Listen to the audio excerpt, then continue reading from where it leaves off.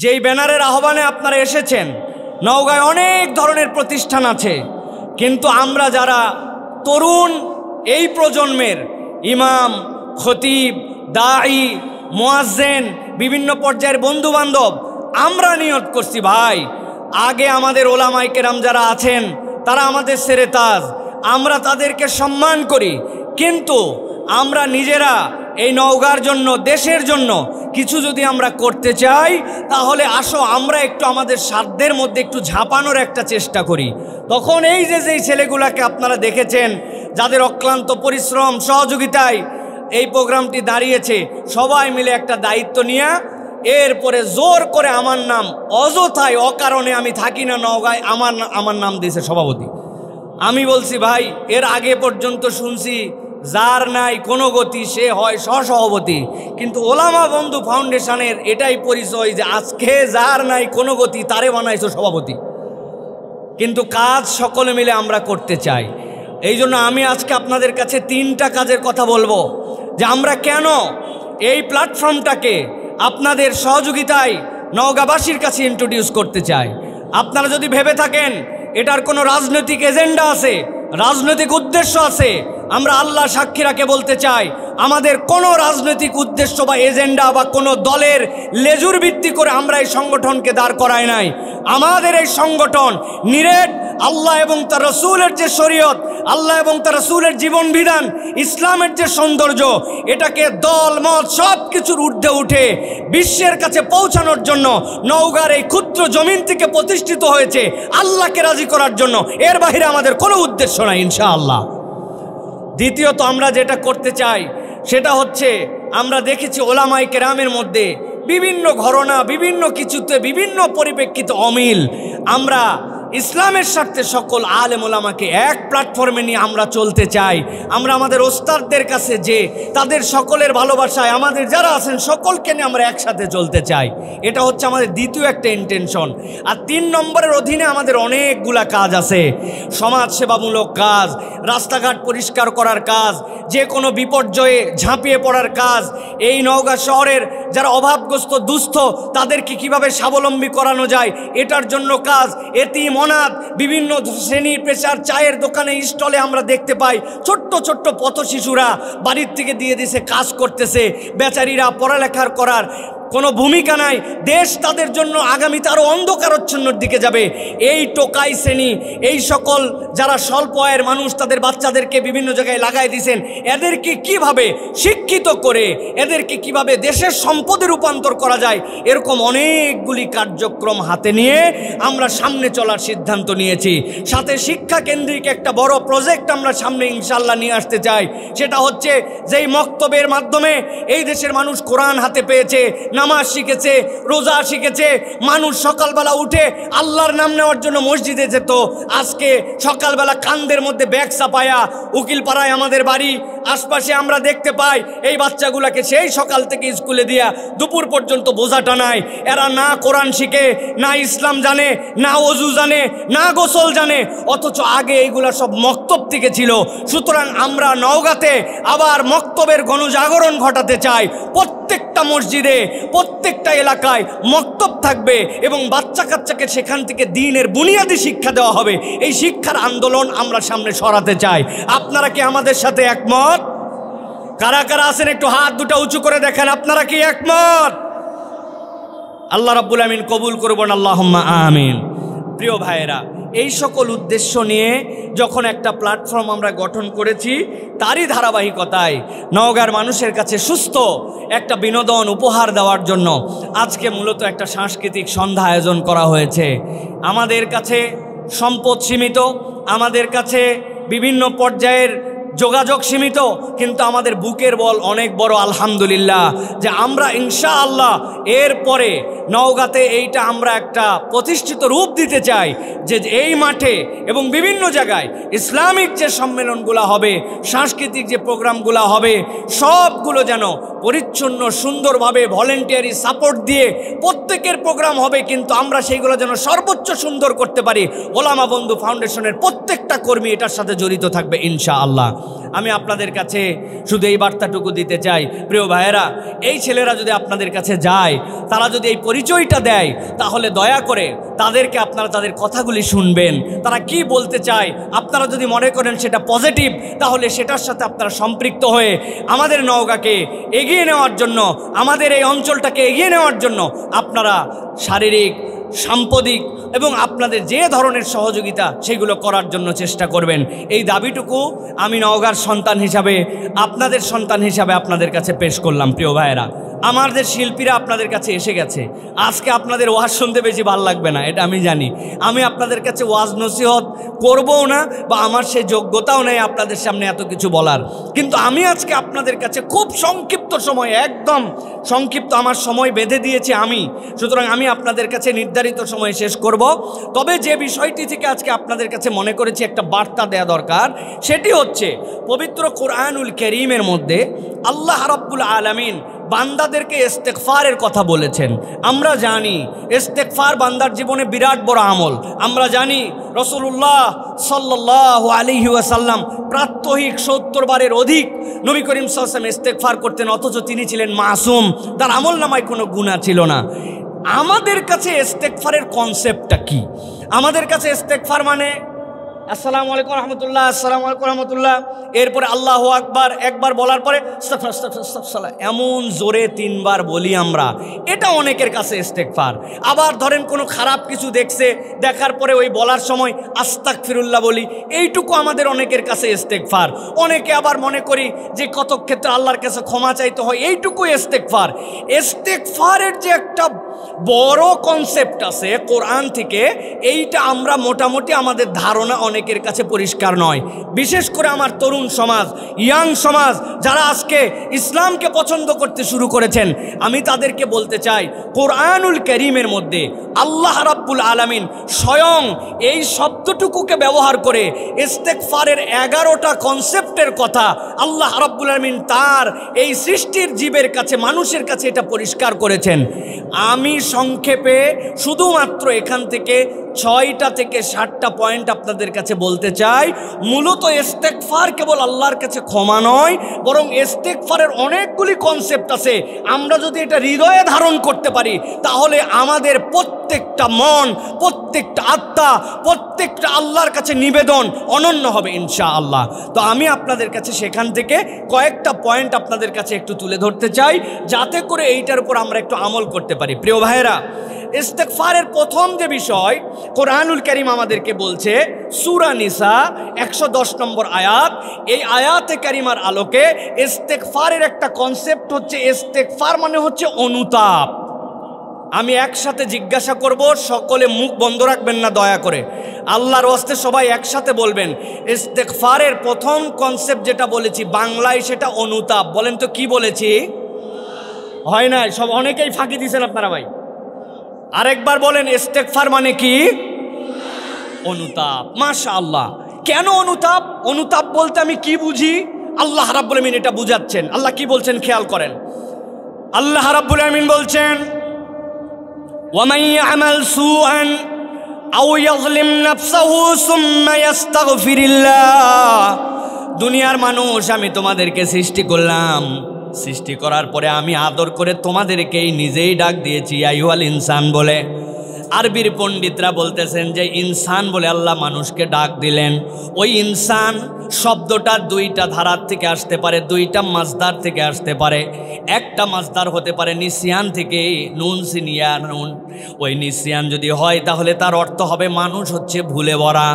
আর যদি ওইটা হামজা নুন সিন উনাসুন থেকে আসে, তাহলে তার অর্থ হবে ভালোবাসায় ভরা। আল্লাহ বলছেন আমি যাকে সৃষ্টি করলাম সে যেরকম ভুলে ভরা, ঠিক একই রকম ওই বান্দাটা আল্লাহ রাব্বুল আমিন আদরেরও সৃষ্টি, আল্লাহ রাব্বুল আমিনের বড় বেশি ভালোবাসায় ভরা। ওই বান্দা ভুল করবে, কিন্তু আমি রব্বুল আমিন ওই বান্দার জন্য একটা বার্তা জানাই দিলাম। ইস্তেগফারের অনুতাপটা তার কেমন হবে? আল্লাহ বলছেন, ওয়া ইয়ামাল সুআন আও ইয়াযলিম নাফসাহু সুম্মা ইয়াস্তাগফিরিল্লাহ ইয়াজিদিল্লাহ গফুরার রহিমা।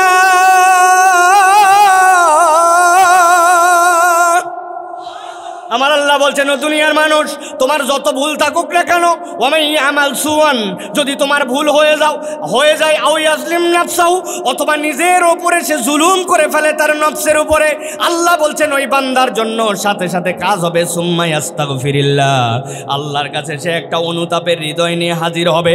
আল্লাহ বলছেন যেই না মাত্র ওই বান্দা অনুতাপের হৃদয় নিয়ে হাজির হবে, ইয়াজিদিল্লাহ গফুরার রহিমা, আল্লাহ বলছেন ওই বান্দাটা তার রবকে ক্ষমাশীল পাবে, আর ওই বান্দা আল্লাহকে দয়াদ্র হিসাবে পেয়ে যাবে। সুবহানাল্লাহ। তাফসীর ইবনে আশুরের ভিতরে আল্লামা ইবনে আশুর রহমতুল্লাহ আলাইহি বলছেন, আল্লাহ কোরআনুল কারীমে বিভিন্ন আয়াতের শেষে রহমানুর রহিম, গফুরুর রহিম, আল্লাহ রাব্বুল আলামিন আজিজুন হাকিম বিভিন্ন কথা বলেছেন, কিন্তু আল্লাহর সবচেয়ে পাওয়ারফুল বক্তব্য গফুর আর রহিমা। এইটার মানে হচ্ছে একটা বান্দা দুনিয়াতে যতবার ভুল করুক, তার ভুল যত বড়ই হোক না কেন, যেই আল্লাহ যতবার ভুল করার পরে তার চেয়ে বেশি ক্ষমা করার যোগ্যতা রাখেন, তিনি হচ্ছেন বান্দার জন্য গফুর আর রহিম। অতএব বান্দা যেন অনুতাপ্ত হৃদয়ে কখনো আশা না হারায়, বান্দা যতবার ভুল করবে আল্লাহর কাছে ক্ষমা চাইলে তার অন্তরে বিশ্বাস রাখতে হবে আমার রব আমাকে ক্ষমা করে দিতে পারেন। এই জন্য 1 নম্বর মনে রাখতে হবে, ইস্তেগফার মানে অনুতাপ। আমার হৃদয়টা জ্বলে পুড়ে গেছে, আল্লাহ ভুল করছি, কিন্তু তার উপরে আমি অটল অবিচল থাকি নাই, আল্লাহর কাছে আমি ফেরত আসার জন্য রেডি। এইটা হচ্ছে ইস্তেগফারের একটা অর্থ। 2 নম্বরে আল্লাহ রাব্বুল আমিন বলছেন ইস্তেগফার মানে কি জানো নাকি বান্দা? আল্লাহ সূরা নূহের মধ্যে বলেছেন 10 থেকে 12 নম্বর আয়াতের মধ্যে, ক্ষমা চাওয়াটা তোমার এমন হবে প্রাপ্তির বিশ্বাসে।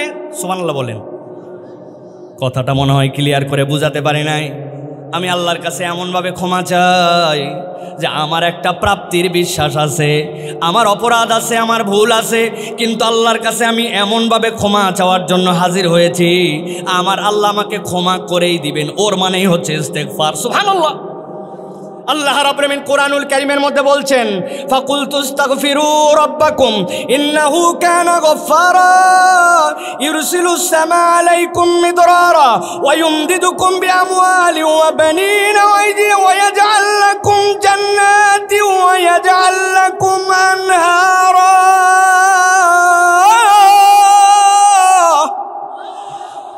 আমার আল্লাহ বলতেছেন, আমার নূহ এতই কান্নাকাটি করল, আল্লাহ রাব্বুল আমিনের কাছে অভিযোগ দিল, আল্লাহ কেবলমাত্র আমি দিনের বেলা তোমার বান্দাদেরকে ডাকছি এরকম নয়, ইন্নী দাউতুহুম লাইলান ওয়া নাহারা, রাত্রেবেলাও আমি আল্লাহ বিরাম নেই নাই, কিন্তু আল্লাহ যতই ডাকছি এতই বজ্জাতের বজ্জাত, কথা শুনলেই কানের মধ্যে হাঙ্গুল দিয়ে দিছে, আমার চেহারা দেখলেই জামার আস্তিন দিয়ে মুখ ঢাকায় নিছে।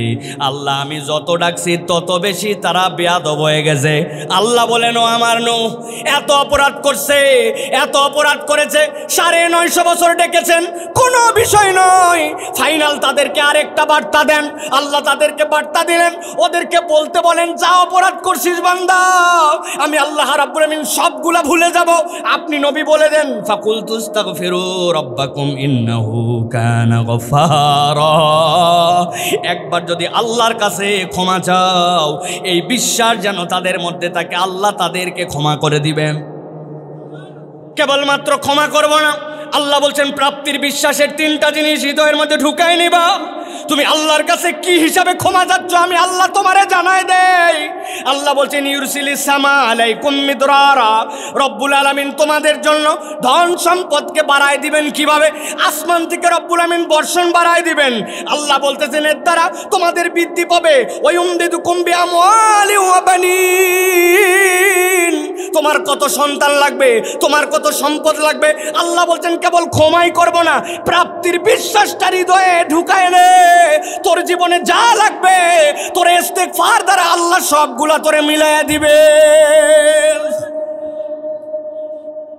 নবীজি সাল্লাল্লাহু আলাইহি সাল্লাম বলছেন, যে ব্যক্তি ইস্তেগফারকে আঁকড়ে ধরে আল্লাহ তার জন্য প্রতিটি দুঃখের থেকে মুক্তির জন্য রাস্তা বের করে দেন, প্রকৃতির সংকট থেকে তাকে রক্ষা করেন, অপ্রত্যাশিত জায়গা থেকে আল্লাহ রাব্বুল আলামিন তার রিজিকের ব্যবস্থা করে দেন। অতএব 1 নম্বর অনুতাপ, আর 2 নম্বর হচ্ছে যে ক্ষমা চাওয়া প্রাপ্তির বিশ্বাসে আল্লাহ আমাকে দিবেন, এই প্রাপ্তির বিশ্বাসের নাম ইস্তেগফার। সুবহানাল্লাহ বিহামদিহি। আপনারা কি কথা শুনতেছেন ভাই? আপনাদেরকে কিন্তু আমি ভালো করে দেখতে পাচ্ছি না, এটা ভিন্ন রকম স্টেজ, এই জন্য আপনারা আমাকে দেখছেন কিন্তু আমি আপনাদেরকে এত ভালো দেখতে পাচ্ছি না। প্রিয় ভাইয়েরা, তাহলে গেল এটা হচ্ছে 2 নম্বর। এবার চলেন আমরা 3 নম্বর জায়গায় যাই। আমরা 3 নম্বরে এবার আপনাদের কাছে একটু উপস্থাপন করতে চাই। আল্লাহ রাব্বুল আলামিন বলতেছেন একটা ভিন্ন কনসেপ্ট তোমাদের কাছে ইস্তেগফারটা। সেটা কি? ইস্তেগফার হচ্ছে আল্লাহর ভাষায় স্বয়ং একটি ইবাদত। বলেন তো ভাই, জিজ্ঞাসা করব একসাথে, ইস্তেগফার আল্লাহর ভাষায় স্বয়ং একটি ইবাদত। বলেন স্বয়ং। সবাই বলেন। এই যে পেছনে ভাই বহুত তো বাদাম টাদাম খাইলেন ভাই, চটপটিওয়ালারা তো অনেক বেচলো, কোরআনের কথার থেকে একটু কথা শুনে যান। এখনো আপনি অমনোযোগী হয়ে ওই দিক হয়ে আড্ডা দিচ্ছেন, ওই কোনার দোকানে চা খাচ্ছেন, আল্লাহর কাছে জবাব দিবেন কি? এটা একটা মাজালিসুজ জিকির। তাহলে আল্লাহর কাছে ইস্তেগফার হচ্ছে একটা ইবাদত। ইস্তেগফার কি? দেখেন, খেয়াল করেন, একটা কনসেপ্টের কথা আপনাদের কাছে বলি। একজন আল্লাহর কাছে দোয়া করতেছে, আল্লাহ তুমি আমার 1 কোটি টাকা দাও, আর একটা ভালো গাড়ি দাও, জমি জমা 8-10 বিঘা দাও, আমার বাচ্চা কাচ্চাকে আল্লাহ একবারে পৃথিবীর শ্রেষ্ঠ বিদ্যাপীঠে পড়ালেখার ব্যবস্থা করে দাও, এলাকায় আমার প্রভাবপত্তি বাড়ায় দাও। যেই লোক দোয়া করতেছে এর বর্তমান বেতন 4,500 টাকা। কথার কথা বলতেছি, তার মানে তার দোয়ার সাথে আমরা বাহ্য চোখে দেখতেছি সঙ্গতিটা যেন হচ্ছে না, কিন্তু এটাই কোরআন হাদিস প্রমাণ করতেছে ওই বান্দা যতক্ষণ আল্লাহর কাছে দোয়া করছে পাওয়া প্রাপ্তিটাও সে আল্লাহর কাছে পাবে, 3 ভাবের একটা কোনো ভাব। কিন্তু যতক্ষণ আল্লাহর কাছে দোয়া করছে এই দোয়াটা স্বয়ং একটা ইবাদত হিসেবে পরিগণিত হয়েছে। হাসরের দিনে এই চাওয়ার হিসাব পরে আল্লাহর কাছে, কিন্তু যে চাচ্ছিল এই চাওয়াটাকে ইবাদত হিসাবে আল্লাহ রাব্বুল আলামিন কবুল করবেন। সুবহানাল্লাহ। প্রিয় ভাইয়েরা, ঠিক একই রকম ইস্তেগফার কেবল আমার ক্ষমা চাওয়া না, ইস্তেগফার স্বয়ং একটা ইবাদত। বান্দা যখন ইস্তেগফার করে বান্দা তখন নামাজ, রোজা, হজ, যাকাতের মতোই, দান সাদাকার মতোই একটা ইবাদত করে। সুবহানাল্লাহ বিহামদিহি। আমার কথা নয়, আল্লাহ রাব্বুল আলামিনের কথা। আল্লাহ রাব্বুল আলামিন বলছেন সূরা হুদের 3 নম্বর আয়াতের মধ্যে, وأن استغفروا ربكم ثم توبوا إليه يمتعكم متاعا حسنا إلى أجل مسمى। আল্লাহ রাব্বুল আলামিন ইস্তেগফারকে ইবাদত বানালেন। বান্দা যখন আল্লাহর কাছে ইস্তেগফার করতে থাকে এটাও বান্দার আমলনামার মধ্যে স্বয়ং একটা ইবাদত হয়। এই ইবাদতটা এমন ইবাদত হয় যে ইবাদতটা আল্লাহর কাছে যে বান্দা বলতে পারবে, আল্লাহ তুমি আমারে ক্ষমা করছো কি করো নাই আমি জানি না, আল্লাহ আমার গুনাহ অনুযায়ী আমার ইস্তেগফার যেটা করেছিলাম সেইটা তোমার কাছে কবুলিয়াতের দরজা পেয়েছে কিনা আমি জানি না, তবে তুমি আমাকে দায়িত্ব দিয়েছিলে ইবাদত হিসাবে ইস্তেগফার করার, আমি ইস্তেগফার করেছিলাম, ওইটাতে আমি কমতি করি নাই। অতএব আমার ইস্তেগফারটা যদি ইবাদত হয় আর সেইটা আল্লাহর কাছে কবুল হয়ে যাবে। আর আল্লাহর কাছে আল্লাহর নবী বলছেন একটা ইবাদত কবুলের দ্বারা অর্ধেকটা হয়তোবা খেজুরের দান করার আমলের দ্বারাও আল্লাহ বান্দাকে হাসরের দিনে কারণ খুঁজে খুঁজে ক্ষমা করে দিবে। এই জন্য আল্লাহ রাব্বুল আলামিন বান্দাদেরকে এরপরে শিখাচ্ছেন, বান্দা তোমার ইস্তেগফার তোমার জন্য, অনুতাপ তোমার ইস্তেগফার তোমার জন্য, আল্লাহ রাব্বুল আলামিনের কাছে ক্ষমা চাওয়া প্রাপ্তির বিশ্বাসে তোমার ইস্তেগফার তোমার জন্য আল্লাহর কাছে ইবাদত। এরপর আল্লাহ বলছেন, ও আমার নবী আমার বান্দাদেরকে জানায় রাখেন ও ইস্তেগফারের চতুর্থ একটা হালত আছে বান্দার জীবনে। কি হালত? আল্লাহ বলতেছেন নবী আপনি জানান, বান্দা যখন ইস্তেগফার করে এই ইস্তেগফারটা বান্দার আমল নামায় একটা জিকির হিসাবে যুক্ত হয়। সুবহানাল্লাহ। কত কনসেপ্ট শুনেছি যে আমার জিকির আছে সুবহানাল্লাহ, আলহামদুলিল্লাহ, আল্লাহু আকবার, লা ইলাহা ইল্লাল্লাহ, কিন্তু আল্লাহর কাছে আমার ইস্তেগফার একটা জিকির হতে পারে।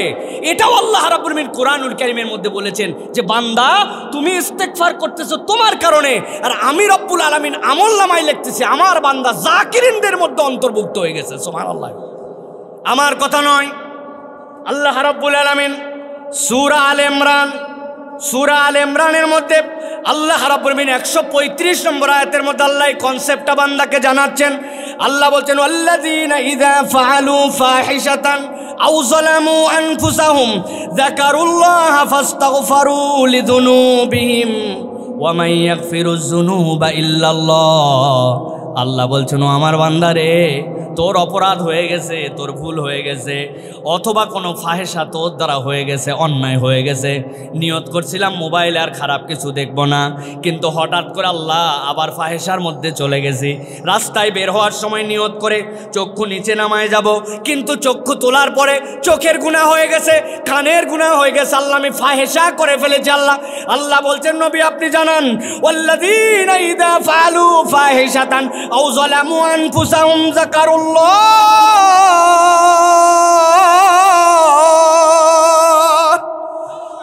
ওই বান্দাগুলার যখনই মনে হয়েছে আল্লাহ আমার গুনাহ হয়ে গেছে, আল্লাহর স্মরণে চলে আসছে, আল্লাহ বলছেন ফাস্তাগফিরু লিযুনুবিহিম, তুমি আল্লাহর কাছে তোমার গুনার জন্য ইস্তেগফার করেছো। ওয়া মান ইয়াগফিরুয যুনুবা ইল্লাল্লাহ, আল্লাহ ছাড়া তোমারে কেউ ক্ষমা করতে পারে না। বান্দা আল্লাহর তোর গুনাহ ক্ষমা করবে, কিন্তু বান্দা তোর এই ইস্তেগফারটুকু আল্লাহর কাছে জিকির হিসাবেও লেখা হবে। সুবহানাল্লাহ। আল্লাহ রাব্বুল আলামিন লালে লাল করে দিচ্ছেন বান্দাকে, বান্দা তুই পাবি আর পাবি, তোর পাওয়ার কোনো শেষ নাই। অতএব আমাকে মনে রাখতে হবে আমার ইস্তেগফার কেলে ক্ষমা চাওয়া না, আমার ইস্তেগফার আল্লাহর কাছে জিকির হিসাবে পরিগণিত। সুবহানাল্লাহ। প্রিয় ভাইয়েরা, এটা গেল আমাদের জন্য 4 নম্বর পয়েন্ট। 5 নম্বরে আল্লাহ রাব্বুল আলামিন বলছেন উম্মতকে জানান ও আমার হাবিব, ইস্তেগফার হবে এই বান্দাদের জন্য শক্তি অর্জনের হাতিয়ার। আরেকবার বলি, ইস্তেগফার হবে এই বান্দাদের জন্য শক্তি অর্জনের হাতিয়ার। বলেন তো ভাই, কি অর্জনের হাতিয়ার? বাম পাশে কথা শোনা যাচ্ছে না। কি অর্জনের হাতিয়ার? এখন কনসেপ্টটা বুঝেন। আমার শক্তি নাই। শক্তি কত ধরনের হতে পারে? শক্তি হতে পারে শারীরিক, শক্তি হতে পারে মানসিক, শক্তি হতে পারে আমার জন্য সামরিক, শক্তি হতে পারে আমার জন্য দেশি বিদেশি বিভিন্ন ধরনের প্রতিরক্ষা কেন্দ্রিক, শক্তি হতে পারে আমার যেখানে ঘুম জাগা লাগবে ওইখানে ঘুম জাগা কেন্দ্রিক, শক্তি হতে পারে যখন আমাকে আরাম করতে হবে ওই আরামটা নিরাপদের যেন হয়। শক্তির লেভেলের কোনো শেষ নাই, নানান কনসেপ্ট আমাদের জন্য শক্তির আছে। আল্লাহ বলছেন বান্দা তুমি কি তোমার শক্তি অর্জন করতে চাও? তাহলে এই ইস্তেগফার তোমার জন্য শক্তি অর্জনেরও হাতিয়ার হবে। কেমনে? আল্লাহ রাব্বুল আলামিন বলছেন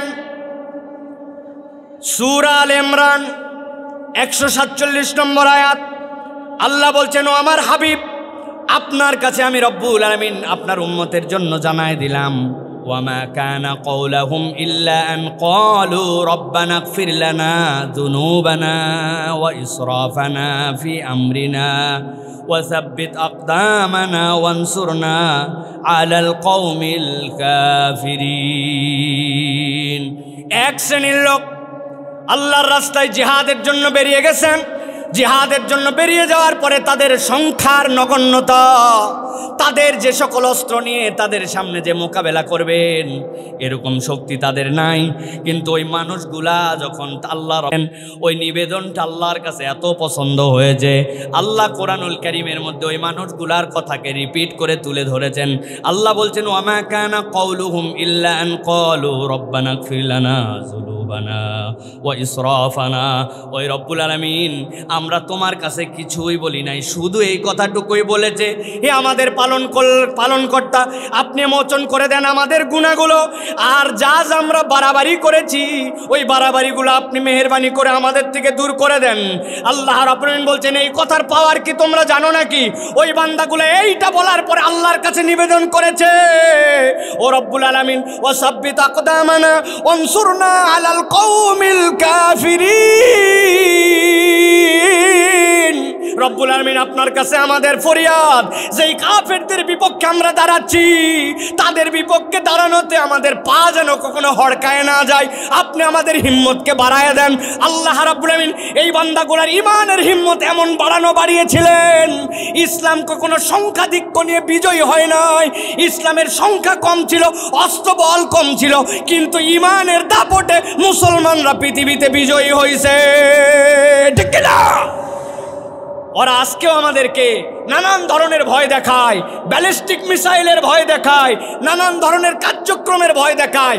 আমার আল্লাহ রাব্বুল আলামিনের এই দেওয়া ইমানই বলে, যদি আমরা একবার বলিয়ান হতে পারি দুনিয়ার কোনো শক্তি নাই ইমানদারের সামনে দাঁড়াবে। কেননা ইমানদাররা দুনিয়ায় বাঁচে যতটুকু এইটুকু বোনাস, সে জানে শাহাদাতের মৃত্যুর থেকে উত্তম মৃত্যু আমার জন্য কিচ্ছু নাই। এই দুনিয়ার জীবনকে তুচ্ছ করে আল্লাহর দিকে যে ঝাঁপায় পড়তে পারে ওই মানুষের জীবনের পরোয়া থাকে না। আর ওই মানুষ যদি আল্লাহর নামে আল্লাহর দেওয়া শক্তিতে একবার বলিয়ান হতে পারে, এই পৃথিবীতে ইনশাআল্লাহ ইসলামের বিজয় আবার হবে। এটাকে রুখে দেওয়ার শক্তি এই পৃথিবীর কোনো শক্তির নাই, ঠিক না?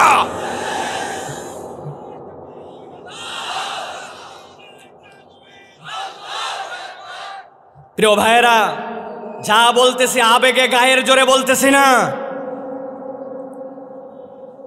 যখন লিবিয়াতে ফ্রান্সের সাথে যুদ্ধ চলছিল, মুজাহিদরা যখন সামনে থেকে যুদ্ধ করছিলেন, তাদের এক একজনার বীর দর্প সাহস দেখে সেই সকল ইউরোপীয় সৈন্যরা ভয় পেয়ে গেছে। দেখছে গেরিলা যুদ্ধে সম্মুখ লড়াই আর এদের সাথে পারা যাবে না। ইতিহাস থেকে বলছি আপনাদের কাছে, তারা সিদ্ধান্ত নিয়েছে এরপরে হেলিকপ্টার গানশিপ থেকে উপর থেকে গুলি করে করে তাদেরকে মারবে। আমিরুল মুজাহিদিনের কাছে তখন তারা গিয়ে বলেছে, আমির, এতদিন পর্যন্ত কোনো রকম টিকেছিলাম, কিন্তু এখন ওরা সিদ্ধান্ত নিয়েছে নিচ থেকে আর মারবে না, যা মারবে উপর থেকে আমাদেরকে মারবে। আমাদের যে বন্দুকের রেঞ্জ এটা এই পর্যন্ত যায় না।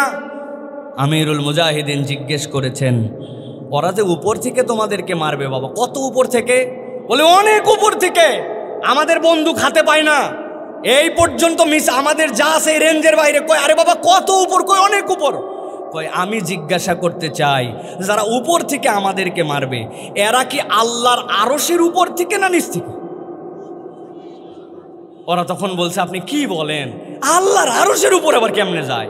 বলে যেই শক্তি যেই মুজাহিদদের ইমানের সাথে আল্লাহর আরশে আজিমের কানেকশন আছে, যাদের রব, যাদের মালিক, যাদের খালিক, যাদের মাওলা আল্লাহ রাব্বুল আলামিন আরশে আজিমের অধিপতি, দুনিয়ার কোন শক্তি যদি আরশে আজিমের উপরে উঠতে না পারে, তাহলে দুনিয়ার কোন শক্তি আরশে আজিমের গোলামদেরকে দুনিয়াতে পরাজিত করতে পারবে না।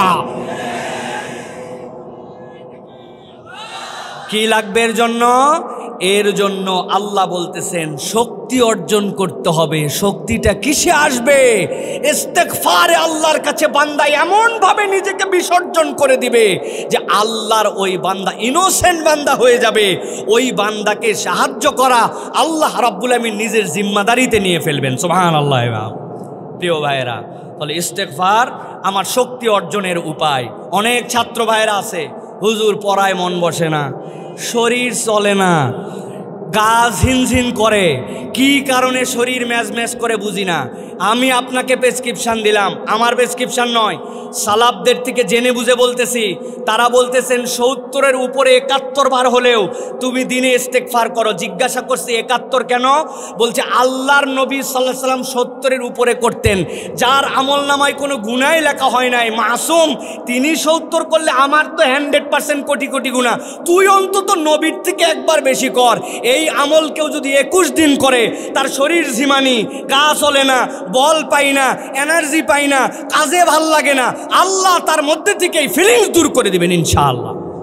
প্রিয় ভাইরা, ইস্তেগফার এটা হচ্ছে আমাদের শারীরিক শক্তি অর্জনের হাতিয়ার। আমার সময় শেষ মোটামুটি। আমাদের শিল্পীরা চলে আসছে না? আলহামদুলিল্লাহ। চলুক তো আমি জানি ভাই, আবার চালানো আছে, খালি চলুক না, চালানো আছে। কিন্তু আমি আর একটা পয়েন্টের কথা বলবো আপনাদের কাছে, 5টা আজকে বলবো ইনশাআল্লাহ। 5টা বলেছি, 6 নম্বর আর একটা পয়েন্টের কথা আজকে বলে আমি শেষ করে দিব। এরপরে আমাদের শিল্পীরা আসবে ইনশাআল্লাহ।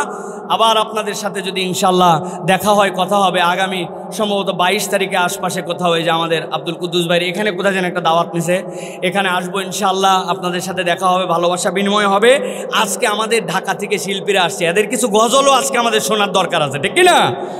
অতএব তাদেরকে আমরা আর কষ্ট দিব না। আমি আপনার ঘরের ছেলে, বাড়ির ছেলে। আবার আপনাদের সাথে দেখা হবে ইনশাআল্লাহ। সর্বশেষ একটা পয়েন্টের কথা আপনাদের কাছে বলবো প্রিয় ভাইয়েরা, সেটা হচ্ছে ইস্তেগফারের কনসেপ্টটা হচ্ছে নিজেকে মালিকের কাছে ন্যস্ত করা। আমি এক বাক্যে আপনাদের কাছে জানতে চাবো, আপনারা উত্তর দিবেন। নিজেকে কার কাছে ন্যস্ত করা? আল্লাহর ওয়াস্তে একটা জবান বন্ধ রাখেন, একবার অন্তত সাড়া দেন, একবার। আল্লাহর কাছে নিজেকে কার কাছে সমর্পণ করা? আমি এমনি এমনি কথা বলি নাই, এটার একটা কারণ আছে। এই মালিকের কাছে নিজেকে যে সমর্পণ করব, যার মালিক নাই তার কেউ নেই। আমরা একটা গল্প শুনছিলাম, গল্পটা আপনাদের কাছে বলি। সুন্দরবনের পাশে একটা গ্রাম আছে, ওই গ্রামে কিছু পাড়া মহল্লা আছে। এক লোক একটা গরু পালে, এই গরুটা আবার একটুখানি ব্যাককল টাইপের, ওর কাজই হচ্ছে খালি খুঁটা তুলে দৌড় দেওয়া। আপনার এরকম গরু দু একটা দেখছেন না ভাই? খুঁটা তুলে দৌড় দেয়, খালি আপনি যতই খুঁটা গাড়েন ও মানে না, দড়ি ছিঁড়ে ফেলায়, আছে না ভাই? এখন এক গরু খুঁটে ছিঁড়ে গেছে, যেয়ে পুকুর একটা দেখছে, পুকুরের পাশে অনেক পানা দল। আমাদের নওগাঁর লোক বুঝবে, এইটা বাইরে ভাষা বললে মুশকিল, এখানে দল পানা আমরা চিনি না ভাই? ও পানা খাইতে শুরু করছে, পানা খাইতে খাইতে আস্তে করে আগায়, কিন্তু ঘটনা ভিন্ন। ওই পানাগুলা পানির উপরে ভেসে নাই, ওই পুকুরওয়ালা পুরা পানি শেষে, মধ্যে একটা বন্যা গেছে, পুকুরে 2.5-3 হাত ক্যাদগেদা আঠাল মাটির কাদা, পলির কাদা, ওর উপরে পানা হইছে বাইরে বাই শক্তি পাইয়া। ওই পানা খেতে খেতে আস্তে করে আবেগে যাইতে মাছ বরাবর যখন গেছে, 2-1 পা তোলার চেষ্টা করছে, আর ফস ফস ফস ফস কইরে এমন ঢুকছে, যতই হামলায় আর যতই ওঠে, ওই আঠার মতো কাদা, ওই কাদাতে গেছে আটকায়। অনেক চিল্লাচিল্লি করে দেখছে যে আমার ওঠার কোনো শক্তি নাই, সব এনার্জি শেষ। কিন্তু মনে মনে চুপ করে আছে যে আমাকে তো খুঁজবে আল্লাহ দিলে, দেখা যাক সন্ধ্যাবেলা কি হয়। হয়তো একটু কপালে পেড়া আছে, কিন্তু মালিক তো আমার একটা আছে, দেখি কি হয়। অপেক্ষা করতে করতে ঠিকই মালিক খুঁজতে গরু নাই, এত বড় গরু, দামি গরু খুঁজে আইসে দেখে মরার জায়গা পাই নাই, পুকুরের ভিতরে পানার ভিতরে 4 পা আটকায়া বেচারি কেলায় পড়ে আছে। যাবে কোথায়? মালিক আস্তে আস্তে করে ওই মালকাচ্চা মাইরা হাতে একটা লাঠি নিয়ে পুকুরের অর্ধেক যাই আগেই কয়টা দাম লাগায় দিছে। ব্যাককল, খাওয়ার জায়গা পাস নাই, গলার দড়ি ছিঁড়ে এই জায়গায় মরতে আইছিস। এরপরে গলার মধ্যে দড়ি লাগায় আরো 4-5 জনের ডাক দিছে, বাবা এ তো উঠবে না, স্বাভাবিকভাবে টাইনে ওরে যখন উঠাইছে গলা ছিলে গেছে, আরে কষ্ট, গরু চিল্লা পাল্লা, উপরে নিয়ে এসে আরো 5-7টা বাড়ি দিয়ে ব্যাককল, খাওয়ার জায়গা পাস নাই। এরপরে বাড়িতে নিয়ে এসে আস্তে করে গা গোসল করায় ধোয়ায়া গোয়ালের মধ্যে উঠাইছে। ওই যে গরু এইসা মায়ের খাইলো, এইসা গলা ছিলে গেল, কিন্তু তারপরেও পুকুরের মধ্যে থেকে উঠছে, কেননা ওই জানতো যে ওর একজন মালিক আছে, কিছু মায়ের ধোলাই হলেও তারে ছাইরে দিবে না, খুঁজে খাইছে তুলে নিবে। কথা ঠিক। ওই পুকুরেই ওই রাত্রে ধরেন একটা আজব ঘটনা ঘটছে। এক হরিণকে সন্ধ্যার দিকে টার্গেট করে অনেকক্ষণ ধরে বাঘ মামা চুপচাপ বসেছিল। থাকতে যখন রাত গভীর, চাঁদনি রাত, ও দেখছে হরিণ এদিক দিয়ে পার হয়েছে, ও চিন্তা করছে এক ঝাপের টার্গেট, ওই পারে যায় ধরবো। কিন্তু মধ্যে যে এত বড় একটা ডোবার মতো খেয়াল তাক মাপ বোঝে নাই, এক লাফ উপর থেকে যে ধাপ করে পড়ছে ওই পুকুরের মধ্যে। পরে তো বাঘের শক্তি অনেক, ওঠার চেষ্টা, লাফানো, পার হয়ে যাব বলে এরকম করতে করতে আঠা এইসা লোম কাপড় মানে ওর চামড়া সব ধইরা ওই আর উঠতে পারে নাই। এমন জোরে জোরে দুইটা ডাক দিছে, এলাকার লোক দরজা জানলা সব বন্ধ করে রাখছে যে বাঘ পড়ছে, বাঘ পড়ছে, কার কপালে আজকে মৃত্যু আছে। আতঙ্কে সারা রাত দরজা খিল্লাটি দিয়ে মানুষ সকালবেলা পার করছে, দেখে বাঘের শব্দ নাই। একজন দুইজন সাহস করে বের হয়েছে যে বাঘের চিহ্ন টিহ্ন আছে কিনা, কোথায় লুকায় আছে কিনা। দেখতে দেখতে হঠাৎ একজন বলছে, এই বাঘ যেটা গতকালকে ডাকছিল পুকুরের মধ্যে আটকাইছে, এমন কাদা এমন পানি, সেই জায়গায় যায় জংলা মংলার মধ্যে আটকাই গেছে, বাঘ আর উঠতে পারে নাই। এক কথা দুই কথা সবাই লোক আসছে, কেউ বাঁশ, কেউ কঞ্চি, কেউ বাতা হাতা, যার কাছে যা ছিল আইনে বাদ দাম দাম মার। হঠাৎ করে এক মহিলা আসছে কাঁকালে করে এক বাচ্চা নিয়ে, এসে বলছে, বাবা বড় হলে আবার বাঘ পায় কি না পায়, এ বাচ্চা বড় হয়ে যেন বলতে পারে যে ওই বাঘ মারছিল, একটু কোলেত করে নিয়ে যেটা বাড়ি দিত, বা আমার বাচ্চা যেন বড় হয়ে একটা গল্প করতে পারে যে আমার বাচ্চা কোলেত থাকতো বাঘ মারছিল। লোকজন চিন্তা করছে এত বড় আশা যেহেতু করছে, দে ওই বাচ্চাকে নিয়ে যায়, ওটা বাড়ি দিছে, দিয়ে পিঠায়া ফাটায়া বাঘ শেষ। ভালো করে বোঝার জন্য বলতেছি প্রিয় ভাইয়েরা, এটা যদিও একটা গল্প, কিন্তু একটু বুঝেন, মার খাইছে, গলা ছিলে গেছে, পথে বিপদে পড়ছে, কিন্তু জানে তার একটা মালিক আছে দুনিয়াতে, ওই মালিক তাকে উদ্ধার করে নিয়ে আসছে। এত শক্তি, এত পাওয়ার, এত গরম, যার হুঙ্কারে সারা রাত মানুষ আতঙ্কে ছিল, আটকায় গেছে। মানুষ তারে আর কেউ মালিক মানে নাই, এই জন্য পিটায়া তারে মেরে ফেলছে। আমি বুঝাতে চাই, আমাদের সবচেয়ে বড় শক্তির নাম হচ্ছে আমরা যদি বিশ্বাস করি যে আমাদের জীবনে একজন মালিক আছে, ওই মালিকের কাছে নিজেকে সমর্পণ করার নাম হচ্ছে ইস্তেগফার। বান্দা যখন ইস্তেগফার করে তার আর কোনো অস্তিত্ব থাকে না, বান্দা তখন নিজেকে আল্লাহর কাছে সমর্পণ করে দেয়, ঠিক না? আমার আল্লাহ রাব্বুল আলামিন বলছেন সূরা আরাফ 23 নম্বর আয়াত, এখানে জানেন এরকম কেউ নাই। এই আয়াতের তাফসীর যদি পড়েন, আমি 6-7টা তাফসীর দেখেছি, শুধুমাত্র আপনাদের কাছে একটা কনসেপ্টের কথা বললাম। রব্বানা যালামনা আনফুসানা ওয়া ইল্লাম তাগফির লানা ওয়া তারহামনা লানাকুনান্না মিনাল খাসিরিন। সবাই একবার পড়েন একসাথে, রব্বানা যালামনা আনফুসানা ওয়া ইল্লাম তাগফির লানা ওয়া তারহামনা লানাকুনান্না মিনাল খাসিরিন।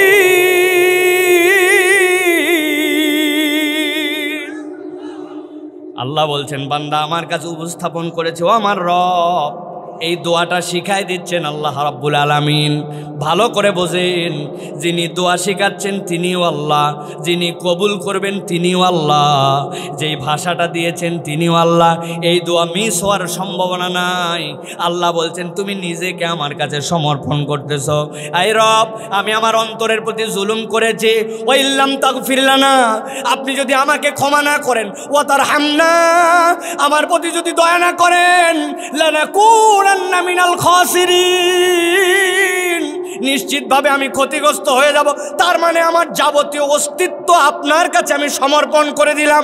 বান্দা যদি জেনে বুঝে ইস্তেগফারের এই গুরুত্ব বুঝে আল্লাহর কাছে একবার সমর্পণ করে দিতে পারে, আল্লাহ বলেন, বান্দা তোর তো আর কোনো মালিক নাই, তোরে যদি একটু পিটানো পাটানাও দেওয়া লাগে, দুনিয়ায় যদি পরীক্ষাও দেওয়া লাগে, তোর জন্য যদি সাময়িকভাবে জাহান্নামের আযাবও লাগে, কিন্তু বান্দা তুই ভয় পাস না, মালিক কখনো তার গোলামকে ছেড়ে দিবে না। আমিও তোর জন্য দায়িত্ব দিলাম, এই ইস্তেগফারের কারণে আমি তোকে মাফ করে দিয়ে জান্নাতে তোরে ঢুকায়া দিব। কিন্তু ওই ইস্তেগফারটা কেবল ঠোঁটের কথা হবে না, ওইটা এইরকম হবে না যে আমি কেবলমাত্র আল্লাহর কাছে ফেক একটা আল্লাহর কাছে আমি সরি বললাম, ফেক সরি হবে না, ওইটা হৃদয় থেকে আসবে, মুখে স্বীকারোক্তি থাকবে, ভবিষ্যতে করবো না তার প্রতি একটা প্রতিজ্ঞা থাকবে। বান্দা মালিকের কাছে এইভাবে ন্যস্ত হয়ে যেতে হয়। এই জন্য প্রিয় ভাইয়েরা, ইস্তেগফারের হালতগুলো আপনারা বোঝার চেষ্টা করেন, নিজেকে আল্লাহর কাছে আবার আমরা আরেকবার ফেরত নিয়ে আসি। গুনাহ হয়ে গেছে, অপরাধ হয়ে গেছে, ভুল হয়তো হয়ে গেছে, চলার পথে, বলার পথে, শোনার পথে ঘাবড়ায়েন না। রহমানুর রহিম আল্লাহ বান্দাকে ক্ষমা করে দিতে চান, কিন্তু আমি কি বুঝে আল্লাহর কাছে সমর্পিত কিনা, এইটা হচ্ছে আল্লাহর কাছে জিজ্ঞাসা এবং দেখার দিক। আল্লাহ যেন আমাদেরকে আল্লাহর প্রকৃত গোলাম হওয়ার তৌফিক দান করেন। আজকে যে কথাগুলি বললাম আমাকে যেন সবার আগে আমল করার তৌফিক দান করেন। এখানে আমার বিভিন্ন পর্যায়ের ওস্তাদবৃন্দ আছেন, আমার বিভিন্ন পর্যায়ের মান্যবর ব্যক্তি পর্যায়ে আছেন, সকলের প্রতি কৃতজ্ঞতা জানাচ্ছি আবারও আমি, যে আপনারা আজকে চমৎকার আয়োজনে এইরকম প্রাণদীপ্তভাবে সাড়া দিয়েছেন। আমরা যেন এটা কন্টিনিউ করতে পারি, এই জন্য আপনাদের দোয়া চাই, আপনাদের ভালোবাসা চাই। আমাদের ভুল হয়ে থাকলে আপনারা সেগুলো দেখাই দিবেন, ধরাই দিবেন। আমরা দেখবেন কোনো আর্গুমেন্ট ছাড়া এটাকে ইনশাল্লাহ স্বীকার করে নিব। তবে ভালো কোনো কাজের দাবি নিয়ে গেলে আপনাদেরকে আমাদের সহযোগিতা করতে হবে। রাজি আছেন? হাত তুলতে হবে সকলে। টাকা পয়সা চাই নাই ভাই যে 1000 টাকা করে সকলকে দিতে হবে। আমি জানি এই কথা বললেও আপনারা দিবেন, চাবো না, কিন্তু হাত তুলে আল্লাহকে বলেন যে ইনশাআল্লাহ ভালো কাজের সাথে আমরা আছি ইনশাআল্লাহ। আগামীর নওগাঁ কোনো খারাপ মানুষের নওগাঁ হবে না, আগামীর নওগাঁ হবে ইসলামের পক্ষের নওগাঁ, আল্লাহর দ্বীনের পক্ষের নওগাঁ, ঠিক কিনা? অতএব এইটার শপথ নিতে হবে। এখানে কোনো মাদকাসক্ত কার্যক্রম চলবে না, এখানে কোনো অন্যায় চলবে না, বেহায়াপনা চলবে না, নাচ গানের আসর চলবে না, আল্লাহ বিরোধী কোনো কার্যক্রম চলবে না। আল্লাহর আইনের বিরোধিতা যারা করবে তাদেরকে আমরা ইনশাআল্লাহ আগামীর নওগাঁতে আমরা তাদেরকে অবাঞ্ছিত ঘোষণা করব, ঠিক না? সকলকে ভালোবাসায়, সকলকে সাথে নিয়ে আমরা আগামীতে ইনশাল্লাহ এগিয়ে যেতে চাই। দল মত পার্টি নির্বিশেষে যারাই আল্লাহ এবং আল্লাহ রসুলের পক্ষে, আমরা সকলকে নিয়ে আগামীর নওগাঁয় চলতে চাই ইনশাআল্লাহ। রাজি আছে তো ইনশাআল্লাহ? আল্লাহ যেন কবুল করেন। সময় একটু বেশি নিয়ে ফেলেছি, এখন আর কোনো দিক হবে না, ডাইরেক্ট আমি ডাক দিচ্ছি। মেহরবানি করে আমাদের আবু রায়হান এবং তার টিম চলে আসবে ইনশাআল্লাহ। আমরা সকলে তাদেরকে একটু সাড়া দিব। আমার বুলেট ভাই, আপনি অডিয়েন্সকে একটু দেখায় দেন আগে, আমাদের টিম উঠবে, আপনি অডিয়েন্সের দিকে আলোর একটু ফোকাস করেন। ওরা রেডি হওয়া মাত্র এরপর একটু ফোকাস ঘুরাই নেবেন ইনশাআল্লাহ। আসসালামু আলাইকুম ওয়া রাহমাতুল্লাহি ওয়া বারাকাতুহু।